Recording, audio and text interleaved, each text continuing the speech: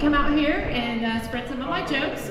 So I am a local comic. I'm actually from the city of Hamilton. I've lived here my whole life, and this is just one of those things that, I got an opportunity to come out here and spread some comedy, so I'm going to go ahead and do that. So this is what I consider new stage energy. Yeah, I'm on a new stage tonight. Things are a little bit different. It's very similar to when you kiss that guy for the first time. You start thinking, your hands get a little bit sweaty, and you're just like, oh man, I hope I don't screw this up. And you don't want to go too fast. You don't want to go too quick because you might finish too soon. And you don't want to go too long because things will get a little bit dry. Yeah, and you don't want to do anything stupid. You don't want to accidentally fart. Anybody ever fart while they're kissing? Yeah, I've been married long enough, sometimes that happens. So my husband and I, we were kissing one night, and things were pretty interesting. Next thing I know, I hear, I'm like, did you fart? He's like, no, baby, that wasn't me. I'm like, are you sure? Are you sure you didn't fart? He's like, no, it was a dog. It was a dog. I look over, dog staring at us. I'm just like, yeah, I don't think it was a dog. After a while, though, you've been married long enough, the kids usually catch you at some point. So, it's just the way it is. So, I do have a couple kids. I raise daughters. Does anyone know that little girls do not fart? Yeah. No. Little girls do not fart. They don't get their assholes till they get married. Scientific fact on that one. Yeah, I did raise two daughters. Neither one of them are currently in therapy. I'm pretty proud about that right now. Yeah. Woohoo. Yeah. So I have been told that I look famous. Okay, and so since I've been told I look famous, it kind of made me start developing the ability to do some impressions. I've been told that I look like Sandra Bullock. Right now I'm sporting blonde hair, so I might look like, her from, I think it's On the Bright Side or something is what that movie was. But I sometimes do impressions of physical objects. Does anybody want to guess what I am? Statue of Liberty. I'm the lamp from A Christmas Story. Yeah. We didn't have a TV when I was growing up. All right.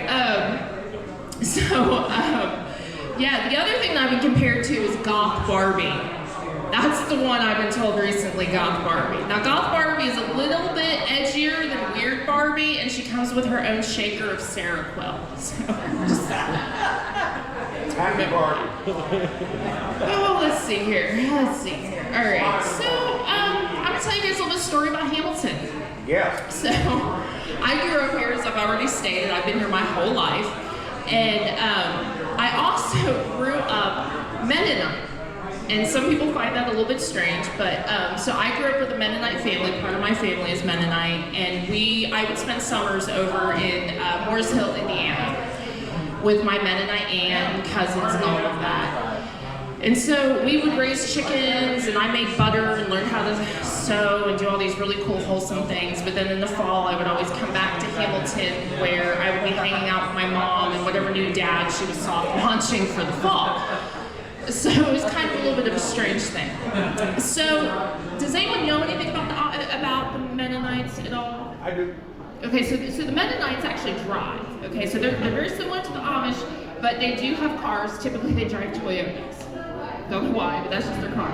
But they do have a Rumspringa where the youth come up and they decide that they want to become Mennonite or whatever. So the summer I got my first apartment, which happens to be actually above where Billy Yanks is at, my Mennonite cousin Jebediah turned 18 and went into Rumspringa and decided he was going to come to Hamilton for the summer to celebrate and see if he, wanted to experience, modern life with me. So his first night that he was here in Hamilton, he comes down and we're at my apartment and he asks me, he says, hey, I'm hungry. And I'm like, okay, that's cool. So I decided I was going to send him down to Richard Pizza to go ahead and get some pizza. And this was like the late 90s, so Hamilton was much different back then. You could walk down the street at 10 o'clock in the morning then, and if someone asked you if you wanted to party, they were probably confused about what your job choice was at that point. Now it's not like that, okay? We can go down 2 o'clock in the morning, someone says you want to party, It's actually neighborhood outreach, so it's a little bit different now. So Jebediah decides he's gonna start walking down the street to get himself some Richard's Pizza. And I'm out on the fire escape smoking a cigarette watching, and one of our local ladies of the night comes out. And they start screaming at me. And they're like, kisses, $15. Woo! Woo! And Jebediah didn't really know what to think about this at this moment. So he kind of just tipped his hat, and he kept on walking because he was hungry. So he gets down to where VIP video is, right across from Richard's Pizza is. Another lady of the night comes out, and she's like, hey, kisses, $15. Woo! At this point, Jebediah didn't know what to do. He did not know what to do. So he got a little bit freaked out. He come running back to me, and he's like, Misty, what is a kiss? Obviously, it's $15, Jebediah. Yeah, so I had to have a little bit of a discussion with Jebediah and explain to him about some of the things in the modern world, exactly how everything worked, and that, and he packed up his Toyota that night and he went back to Morrisville, Indiana. He decided that he didn't want to stay, that this modern life was a little bit too unusual for him. I did explain to him what kisses were. And so he ended up meeting a very nice Mennonite woman, and they got married. He does write me letters occasionally, but for some reason they've never had any children, because I don't think he understands that mouths cannot get pregnant. So, does anyone use Siri here? Anyone got Siri on their phone? That they use Siri, it's 2026, that sort of thing? Yeah, so I use Siri exclusively when I'm driving. And I got my Siri, she actually, I changed the voice.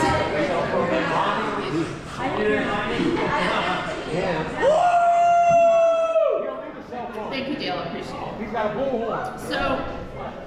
So my Siri, when I started using him, I decided that I needed to change his voice. So my Siri is now an Indian man. Oh. That's right, so when I'm talking to Siri in my car, I'm like, hey Siri, call Andrew. What would you like to say to Andrew Duff's husband? It shocks people. They're like, why does your Siri sound like that? Honestly, with a name like Siri, when was the last time you talked to a white woman in tech support? Never. It's not gonna happen. Sorry, Siri's an Indian man. So, you guys, anyone here ride motorcycles? No motorcycle riders. Okay, so when you drive a motorcycle, there's a special wave when you drive past other motorcycle riders, right? And it's like you're on your motorcycle, 2 fingers down, or you're going past another motorcyclist. So, what about Jeeps? Anybody in here drive Jeep? They got a special wave too, right? I got a Jeep, but I don't know. No, there's the wave, right? You're driving in your Jeep, somebody drives by you in another Jeep, you're supposed to do 2 fingers up. Okay? This is like scientifically proven. So the next one though, is anybody drive a BMW? BMW? Huh? Yeah, you got a BMW. BMW drivers have a special wave too. You guys know what it is? I'm not done. What about Subarus? Anybody in here got a Subaru? Chris Lucas has a Subaru. So Subarus have a special wave too. Yeah. I know. So I told that joke at the lesbian bar in Yellow Springs. That's a unisex joke, though. What? That's a unisex joke. That is a unisex joke. Yes. That is a unisex joke. I agree. Right. I agree completely. We all know that. I told that in Yellow Springs that they asked me not to come back. Now I wasn't a lesbian. Not in Yellow Springs. No, I didn't realize I was. I should have, because all they served was White Claw and wine. Right. And I didn't pick up on it. It was just bad. It was just really bad. Oh, let's see here. So, I have a magic power. Oh, I do. I do have a magic power. I know what everyone thinks when they first meet me. I do know what everyone thinks when they first meet me. They usually think, wow, she's tall. The 2026 woman still can't be right. one. I know I'm right on that one. I've heard that one so much. But when I was in the dating scene, I used to complain about how short dudes were. You know, I'd always be like, dude, there's all these short dudes. There are all these short dudes out here. But, you know, depending upon your political affiliation, you may or may not believe this, but the average height of the American man in the United States is actually 5'9", okay? So for this whole time, I've been going around calling these dudes short, but honestly, they're average. You know, and it's typical of a woman to just have unrealistic expectations. But it's okay, it's fine. We saw Andrew's shoes. Yeah, I know, you saw shoes. So, typically when I would meet a guy for the first time, I would always get like the same thing like me, like, go, hi, I'm Misty, and shake his hand, and he starts looking at my feet. I used to think that like guys were just into my feet all the time, right? I'm like, what's up with this? Well, then I realized they were trying to figure out if I was wearing heels or not. So then I realized I was kind of being discriminated against because I just want dudes to look at my boobs like every other woman, okay? Like that's what I wanted. I didn't want people to look at me checking out my feet. But it's okay, it's fine. So, let's see here. I don't know, which one should I do? I got one more. I don't know which one I should do. Which one do you want me to do? Feedback. You got Andrew sitting in the front He's heard all. He's heard all. Which one do you want to hear? Tell me. Your pick. Your pick. You tell me. The last one. That's a plant right there. Last one, you tell me which one you want to hear. Woo! We were making fun of his shoes.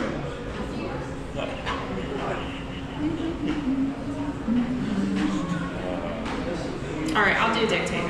I'll do that. All right, I'll do that one. It's my last one. All right, I got a plan. All right, sorry. Is this your aide over here? He is. Don't set a mic up for him. So, I don't normally talk to people on the internet that I don't know. It's just not safe. And I had somebody slide into my DMs a few months ago, and he sent me a message, and he was like, hey, good morning, how are you doing? And I'm like, I'm usually just like block, delete, I don't know you know, that sort of thing. But I noticed that he had listed himself as a comedian. And I'm like, oh, okay, I want to talk to you, right? I'm all naive, I want to talk to another fellow comedian. So I asked him back, I said, hey, do you do stand-up? And he's like, no, I was told I was funny once. Right, okay, so I like to smoke weed. I'm a pilot now. So we're gonna go down and we're gonna start flying airplanes, if that's gonna be the bar that we're gonna go by. So because I had greeted this person and acknowledged him, I got back the unsolicited dick pic. What? I know, it was terrible. It was absolutely terrible. But honestly, it's kind of endearing when you get them because it's like, you know, you feel bad, almost like your kindergartner bringing home like this really weird picture. And you can't be like super aggressive about it. You have to be kind of accepting. I'm like, oh, it's so cute, honey, but I really know you need therapy. Okay. So it's just, you know, it's one of those things where it's like, it does happen occasionally to women, and I tend to attract men that are autistic. I don't know why, they're just weird. Autistic. No way, not me.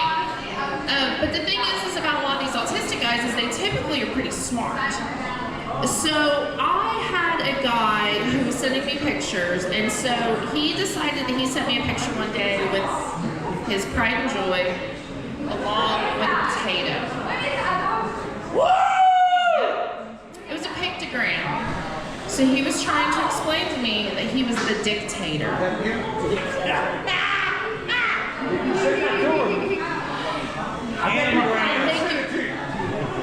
Terry, thank you for your time tonight. All right, thank you, Poorhouse. I appreciate it. I missed you, Duff.